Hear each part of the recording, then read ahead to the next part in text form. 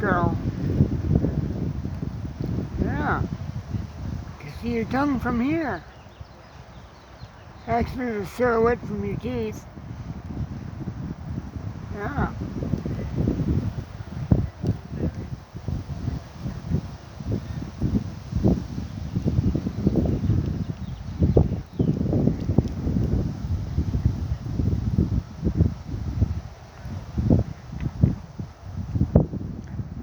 Sonny was my roommate, Freddy's.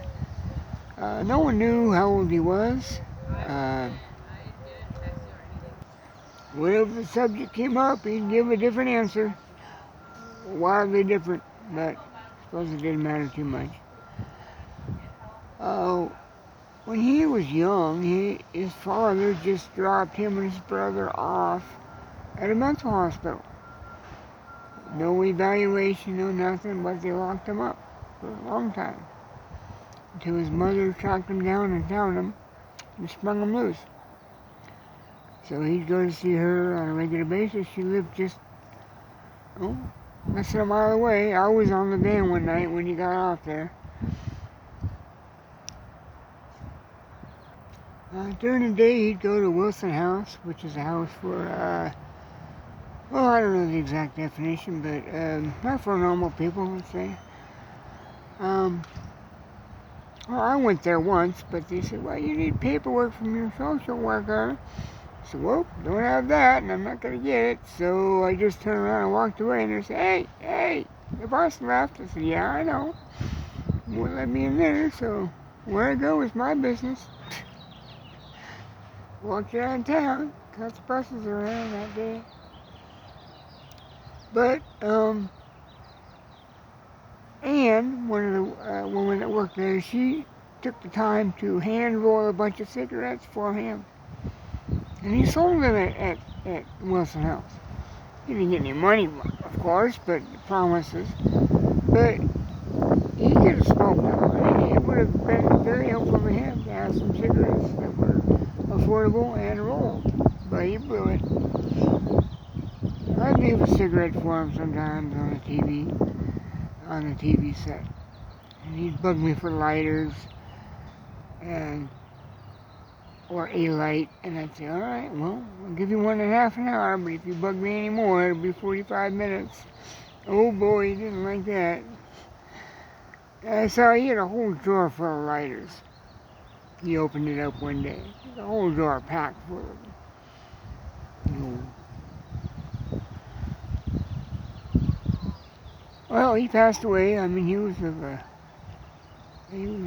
natural causes. I mean, I don't know any details. It wasn't anything particularly dramatic. Oh yeah, he got kicked out of Wilson House for something or other, so he was around the house a lot more after that. Driving everybody nuts. And Jim moved into my room, and we did not get along. I don't know why. We both agreed that we didn't know what the hell it was, but it was something we didn't know.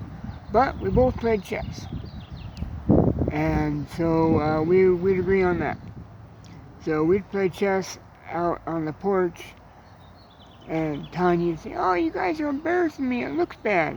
I don't know why it looks bad, but I said, okay, well, we can't get to the deck because there's no ramp, so within a few days there was a ramp, just appeared there, so we'd play chess out there. Well, we went to the park to play chess once, and I loaned my chess books, and he had electronic chess set that he was always playing. Beep, beep, beep, beep, beep. I had a Nintendo Game Gear chess, and I also had chess on my Chess Master for my laptop, and I played online with Yahoo chess with 3,000 simultaneous players at one time, at least one time that I checked. I played about a game a day for about a year until I burned out.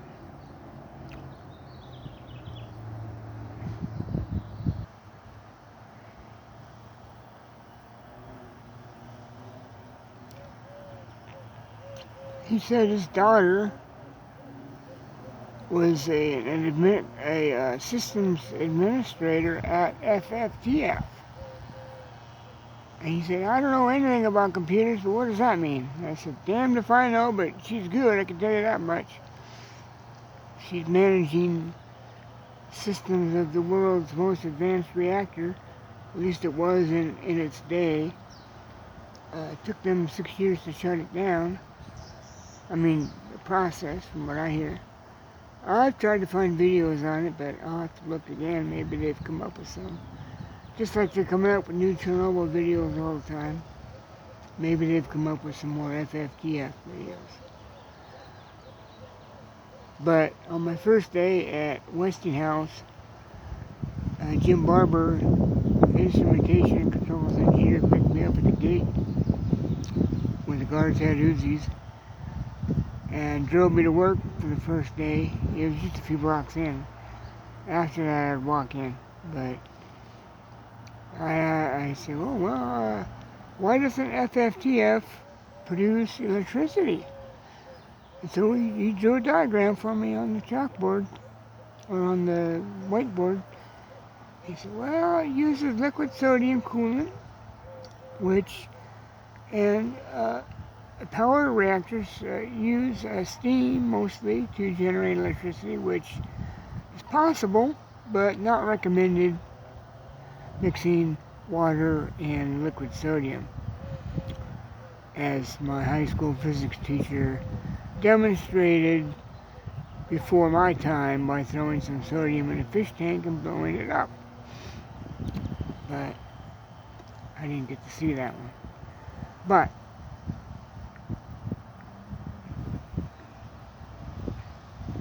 Steve Cantrell worked there, so did my boss, Keith Duca. That's how Steve was checking on me through the grapevine, and he talking to Keith and said, oh, do you know Brett? And he said, oh yeah, he works for me. So a couple of days later, he said, Brett, you better behave.